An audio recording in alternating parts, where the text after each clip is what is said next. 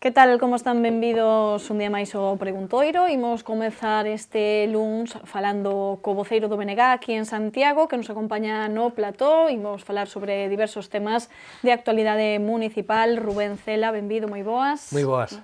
Pois comezamos por esa noticia que nos daba a semana pasada tanto o alcalde por parte do Concello como a Xunta, que é esa operación urbanística pola que se van construir vivendas de protección na zona de Lamas de Abade a cambio de que a empresa que construe esas vivendas se faga cunha parcela en Xoán 23. Non ve con vos ollos o BNG esta operación porque cales son as claves que... Bueno, eu creo que a primeira clave que o que evidencia esta operación é que no Concello de Santiago teñen mudado nos últimos anos moito as caras dos alcaldes, pero que non ten mudado é a política de fondo do Partido Popular, non? Porque esta é a primeira operación no ámbito inmobiliario que fai Agustín Hernández como alcalde, pero que nos lembra moito é a outro tipo de proxectos e outro tipo de propostas que facía no seu día o señor Conde Roa, non? Que non eran precisamente positivos para a cidade. O que creo que é importante é que a xente teña toda a información, non?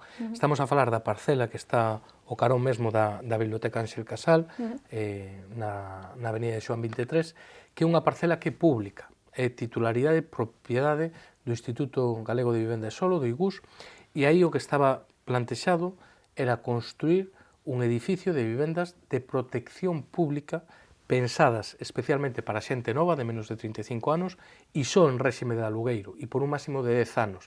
É dicir, eso se facía para que non houbera posibilidade de compra como noutro tipo de vivendas de protección, para que houbese rotación e sobre todo para que non houbese especulación, porque hai que pensar que esa parcela está a 350 metros da Catedral de Santiago e, por lo tanto, podría dar pé a determinado tipo de operacións especulativas. Eso era o que estaba previsto. Vivenda protexida para xente nova e en réxime de alugueiro.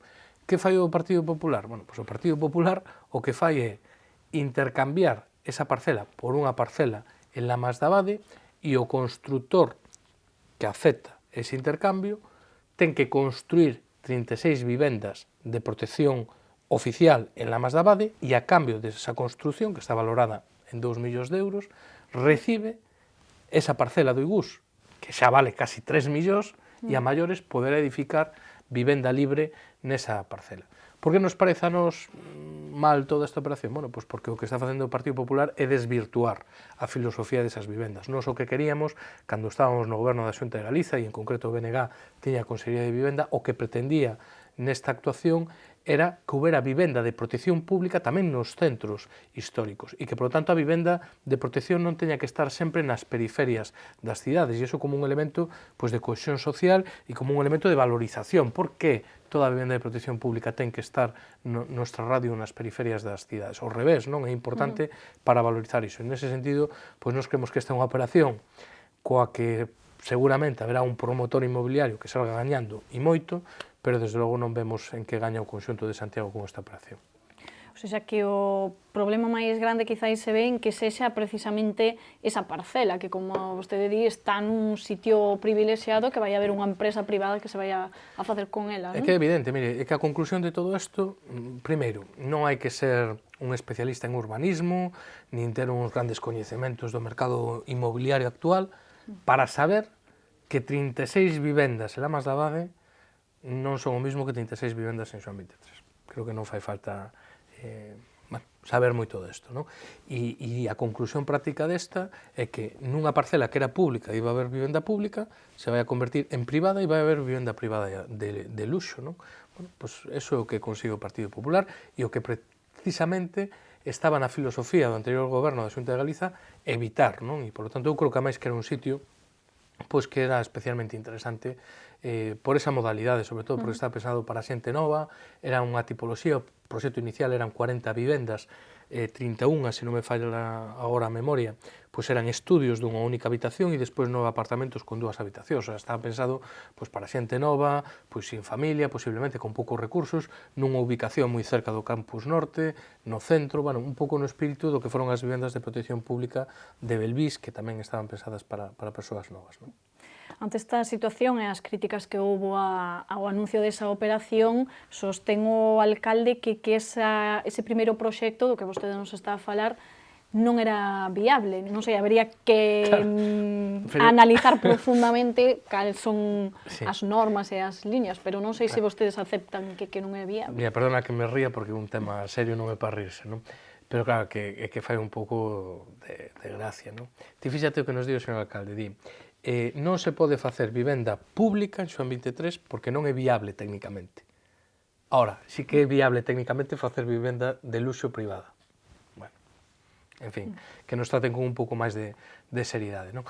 No, a argumentación do alcalde é terrible, non? Porque o que nos ven a dicir é, bueno, esta operación está moi ben, porque en Santiago de Compostela ahora mismo hai 600 persoas aproximadamente que están no rexistro de demandantes dunha vivenda de protección pública e, por lo tanto, vamos a conseguir que se construan 36 vivendas de protección pública, non? E vamos a darlle solución a 36 familias, non?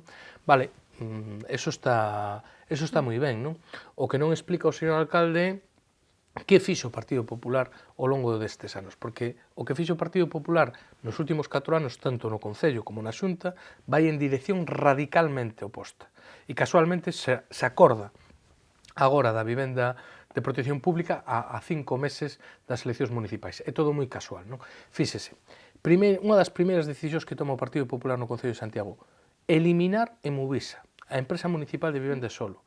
Por que? Pois por motivos claramente ideolóxicos, porque o señor Conde Roa, que a máis viña do mercado inmobiliario, decía, que é eso de que unha administración pública este intervindo no mercado da vivenda? Eso hai que deixarlo ás empresas privadas. Esta crise xa demostrou de que vale deixar só en mans de empresas privadas o mercado inmobiliario, non? En que acaba todo iso?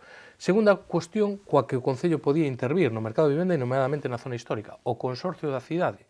Que nos atopamos co Consorcio da Cidade nestes últimos anos? Pois que prácticamente a totalidade do diñeiro que ten o Consorcio para facer investimentos pois está dedicando a bens que son propiedade da Iglesia Católica. E eu non digo que non haxa que repor moitos deses bens porque son de interese cultural e demais. Ora, non é a única liña de actuación que debería ter o Consorcio da Cidade e podía facer, desde logo, moito máis como fixo no pasado en políticas de rehabilitación e de axudas precisamente para a vivenda dese tipo. Pero o máis chamativo de todo, di o PP e o señor Agustín Hernández que estaba preocupado por esas 600 persoas demandantes dunha vivenda.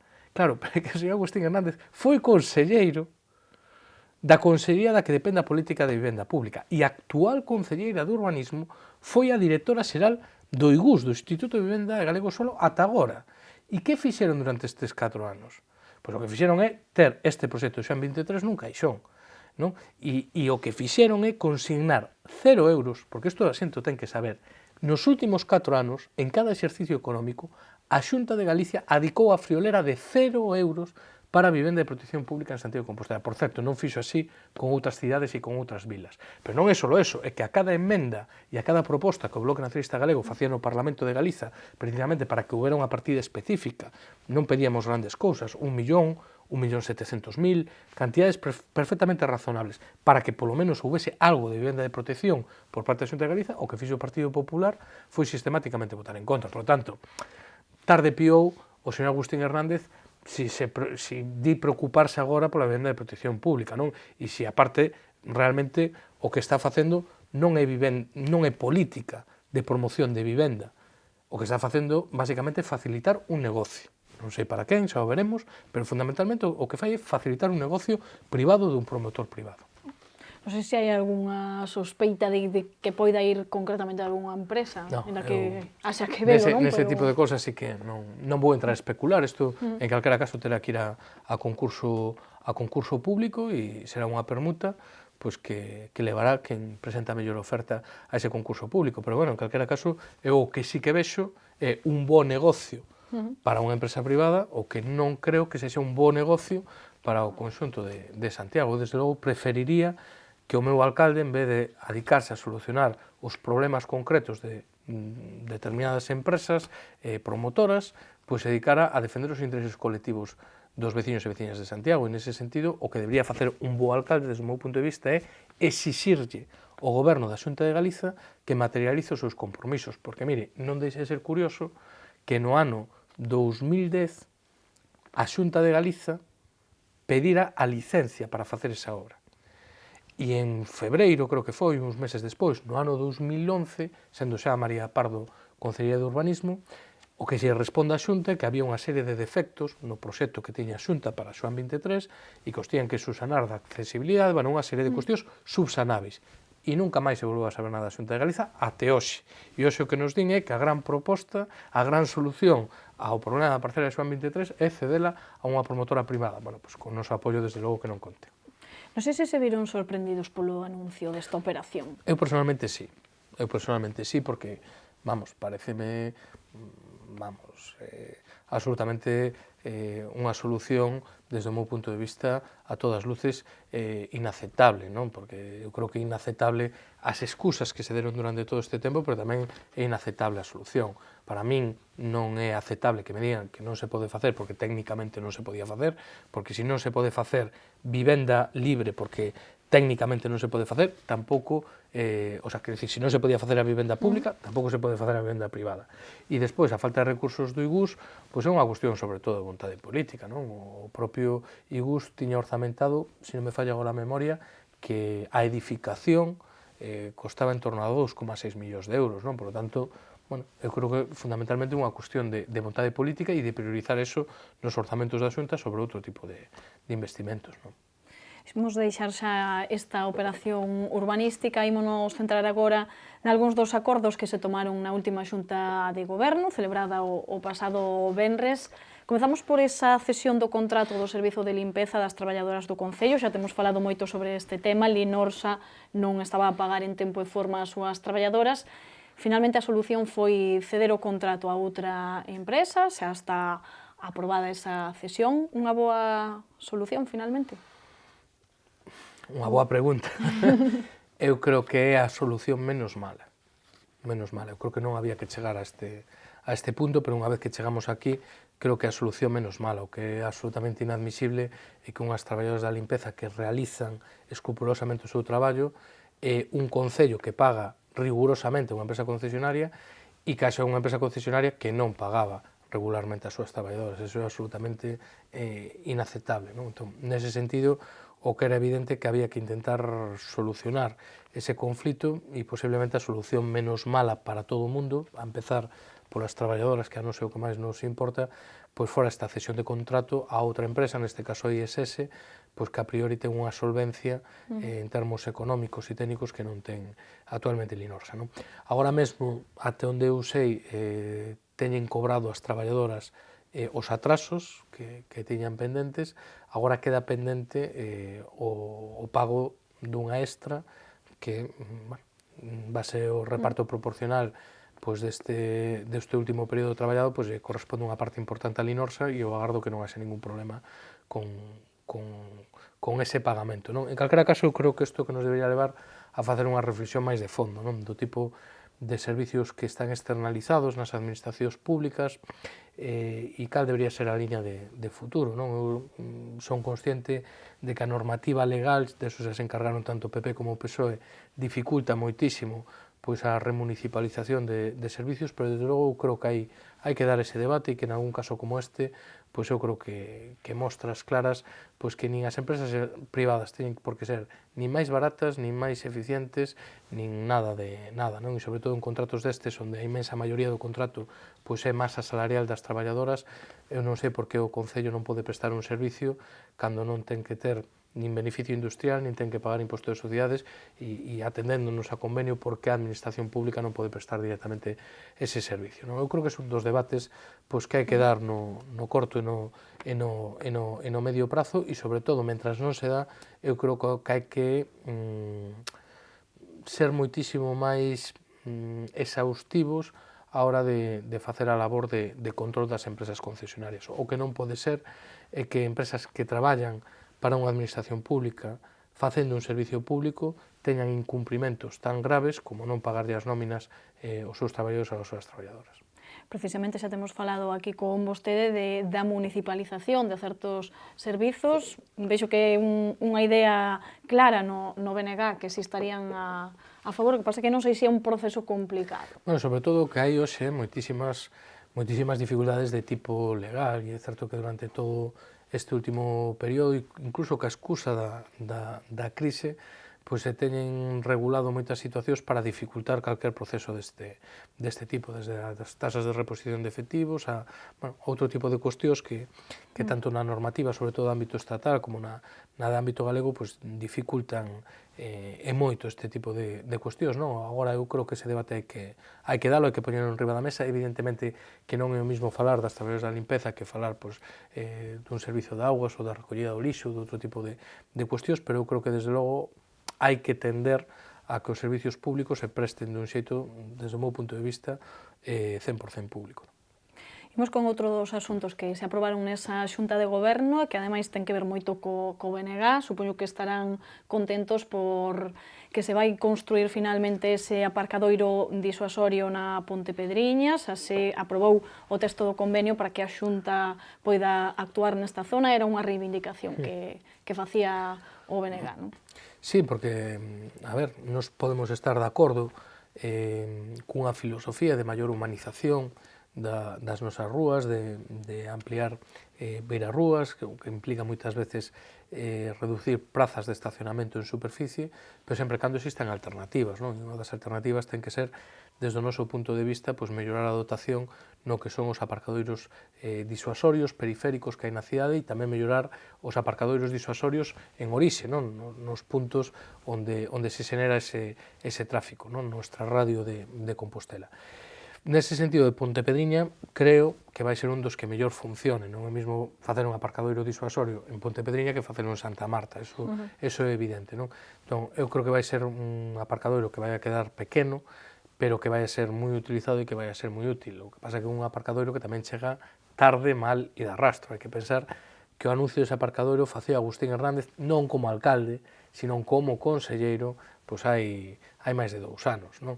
Dentro dun plan de aparcadoiros disuasorios da Xunta de Galiza que anunciaban a bombo e platillo e que quedou basicamente en fume, non? O único acto concreto dese plan, das actuacións que había previstas para Santiago, pois era esta execución pois deste parking debaixo pois do viaducto de Cornes, non? En calquera caso, eu creo que non é unha mala actuación. Actualmente, pois todo o mundo que pasa por ali sabe que aparcan moitísimos vehículos, pero nunha situación bastante lamentable. O pouco que chove un pouco, aquelo é unha lameira, non é segura, e eu creo que non é de recibo pois que nun espacio tan céntrico pois teñamos unha situación dese tipo, non?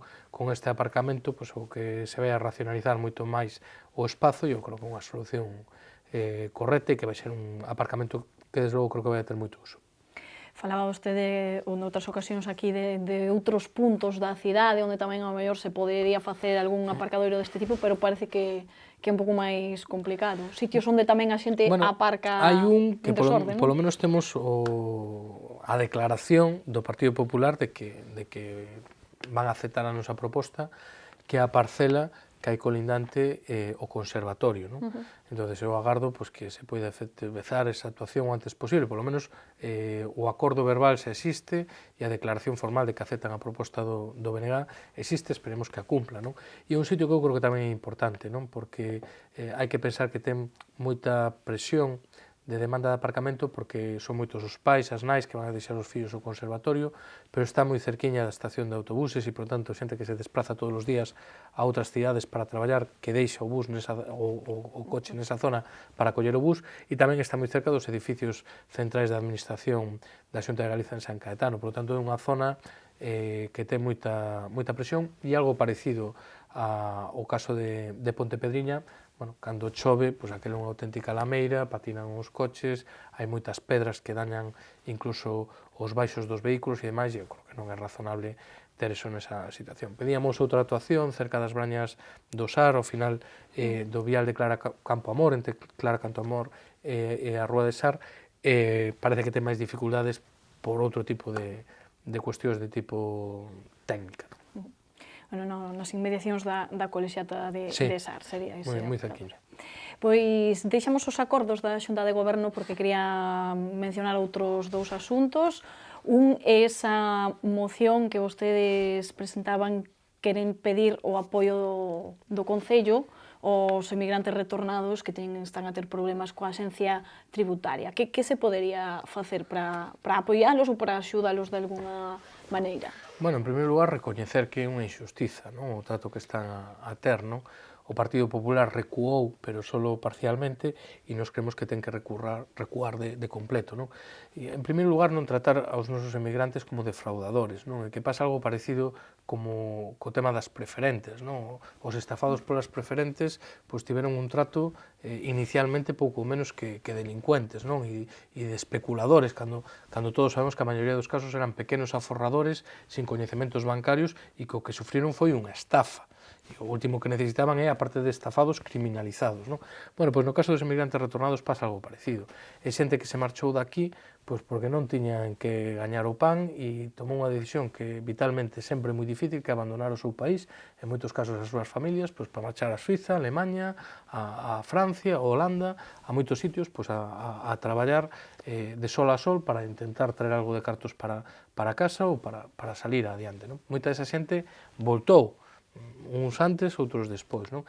E agora se atoparon pois cunha sorpresa, que era unha comunicación da Axencia Tributaria pois pedíndolles pois unha serie de atrasos por unha serie de cuestións que eles nunca tiveron información que tiñan que realizar, non? Entón, nese sentido, pois o que pedimos pois é un trato xusto, un trato igualitario con esas rendas do traballo con respecto ás persoas pois, que reciben a súa pensión aquí, e en xeral pois, eu creo que unha demanda tan elemental e tan clara que de xustiza pois, que eu agardo que, como no caso das preferentes, pois finalmente gracias á presión social e á presión política se poida reconducir, non? Porque, bueno, coñeces a xente que te vai contando cal foi a súa casuística e a verdade é que é tremendamente injusto, non? Xente pois, que o deu todo, que fixo que este país salir adiante, entre outras cousas, pois, cos remanentes e cos diñeiros que mandaban para aquí, que ao final da súa vida, cando pois, poden disfrutar un pouco máis, pois atopan con un golpe destes, neste caso, pois, que aparte con cantidades de diñeiro que non son pequenas para xente que ten pensións en moitos casos moi reducidas, non? Imos rematar, Rubén, cunha campaña neste caso de comercio que poñía en marcha o BNG, comercio de proximidade. Sí. Por que deciden poñer esta campaña? Entre outras cousas, porque se aproxima pois, unhas datas que na maioría dos casos pois, facemos un consumo maior, non? E o que intenta o Bloque Nacionalista Galego con esta campaña é concienciar na medida do posible o conxunto da veciñanza da importancia de comprar no pequeno comercio e da importancia de comprar pois tamén produción propia do país e produción de proximidade. Nós somos dos que creemos que pequeno comercio é sinónimo de postos de traballo, pequeno comercio é sinónimo de unha cidade viva, dinámica, con músculo, e que pequeno comercio tamén é sinónimo de poder darlle saída ás producións locais, de proximidades, as producións dos nosos labregos, dos nosos creadores e demais, non? E, por tanto, pois que é especialmente importante apoialas e despois non desvirtuar tampouco o seu sentido, non? Cando falamos, pois, por exemplo, da Praza de Abastos, pois, a pesar de que a Praza de Abastos pois, sexa o segundo destino dos turistas e das turistas que nos visitan, eso pode ser un complemento, pero non pode ser o fundamental. Non hai que desvirtuar o papel que ten que ter a praza, pois de abastecer de produto fresco de primeira calidade as familias, os fogares e os restaurantes de Santiago. Es que a maiores pode haber unha actividade complementaria pensada para os turistas ou algúns postos, bueno, non pasa nada, pero non desvirtuar o concepto sí. Nese sentido, bueno, eu creo que hai varias cousas que se poden facer desde o Concello para mellorar, non? Desde unha mellor planificación do transporte público, cando vamos polos barrios, polas parroquias.